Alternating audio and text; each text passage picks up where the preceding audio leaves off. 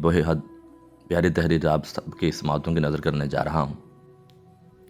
والد کے موضوع پر اس سے بہتر تحریر شاید ہی آپ نے کبھی سنی ہو۔ وہ بیان کرتے ہیں کہ جوانی میں انسان باپ کو شک کی نگاہ سے دیکھتا رہتا ہے، جیسے باپ کو ہمارے مسائل، تکلیفوں یا ضرورتوں کا احساس ہی نہیں۔ یہ نئے دور کے تقاضوں کو نہیں سمجھتا۔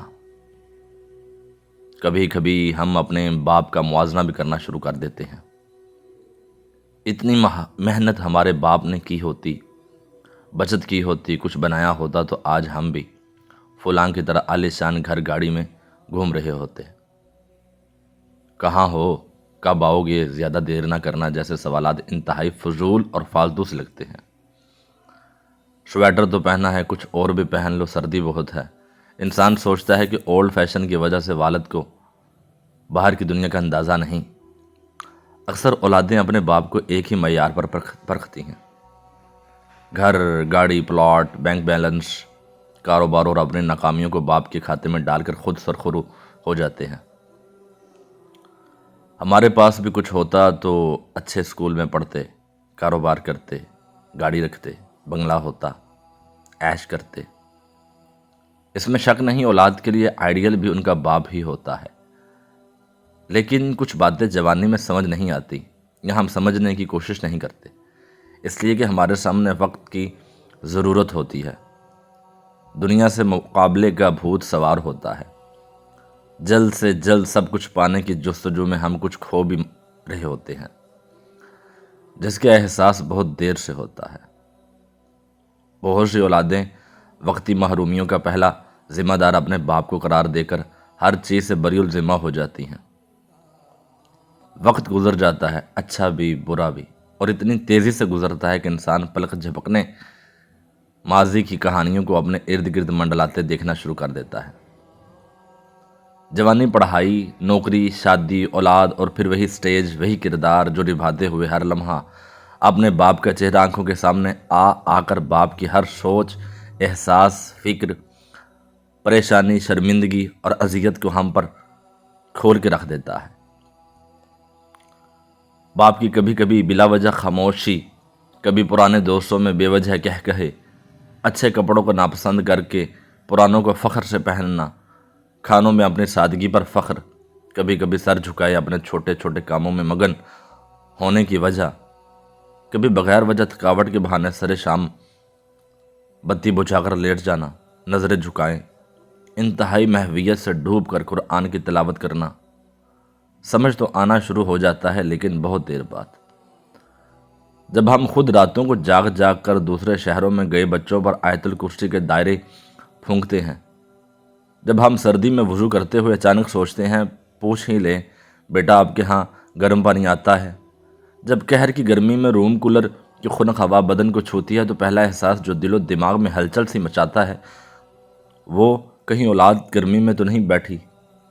جوان اولاد کے مستقبل، شادیوں کی فکر، ہزار تانے بانے جوڑتا باپ تھک ہار کر اللہ اور اس کی پاک کلام میں پناہ ڈھونڈتا ہے، تب یاد آتا ہے ہمارا باپ بھی ایک ایک حرف، ایک ایک آیت پر رک رک کر بچوں کی سلامتی، خوشی، بہتر مستقبل کی دعائیں ہی کرتا ہوگا۔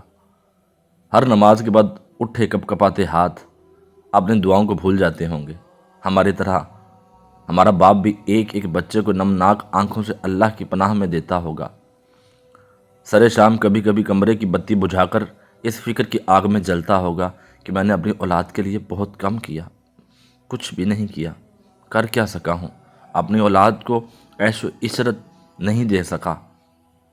اولاد کو باپ بہت دیر سے یاد آتا ہے، اتنی دیر سے کہ ہم اسے چھونے، محسوس کرنے، اس کی ہر تلخی، اذیت، فکر کا ازالہ کرنے سے بھی محروم ہو جاتے ہیں۔ یہ ایک عجیب احساس ہے جو وقت کے بعد اپنی اصل شکل میں ہمیں بے چین ضرور کرتا ہے، لیکن یہ حقیقتیں جن پر وقت پر عیاں ہو جائیں وہی خوش قسمت اولادیں ہیں۔ اولاد ہوتے ہوئے ہم سمجھتے ہیں باپ کا چھونا، پیار کرنا، دل سے لگانا یہ تو بچپن کی باتیں ہیں۔ باپ بن کر آنکھیں بھیگ جاتی ہیں، پتہ نہیں باپ نے کتنی دفعہ دل ہی دل میں ہمیں چھاتی سے لگانے کو بازو کھولے ہوں گے۔ پیار کے لیے اس کے ہونٹ تڑپے ہوں گے، اور ہماری بے باک جوانیوں نے اسے یہ موقع نہیں دیا ہوگا۔ ہم جیسے درمیانے طبقے کے سفید پوش لوگوں کی ہر خواہش، ہر دعا، ہر تمنا اولاد سے شروع ہو کر اولاد پر ختم ہو جاتی ہے، لیکن کم ہی باپ ہوں گے جو یہ احساس اپنی اولاد کو اپنی زندگی میں دلا سکے ہوں۔ یہ ایک چھپا میٹھا میٹھا درد ہے جو باپ اپنے ساتھ لے جاتا ہے۔ اولاد کے لیے بہت کچھ کر کے بھی کچھ نہ کر سکنے کی ایک خلش آخری وقت تک ایک باپ کو بے چین رکھتی ہے، اور یہ سب بہت شدت سے محسوس ہوتا ہے جب ہم باپ بنتے ہیں، بڑھاپے کی دہلیز پر قدم رکھتے ہیں، تو باپ کے دل کا حال جیسے قدرت ہمارے دلوں میں منتقل کر دیتی ہے۔